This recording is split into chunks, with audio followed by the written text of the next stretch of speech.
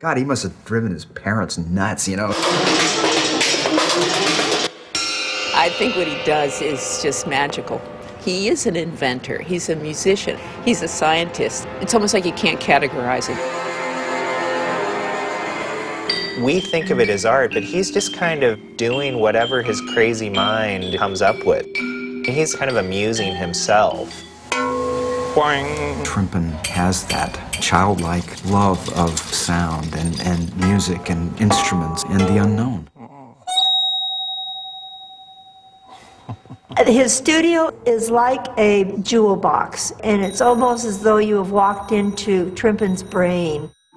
I look at the things he does, and I can't fathom how he figures out how to do them. Genius. Sure, Trimpin's a genius. That word was invented for him.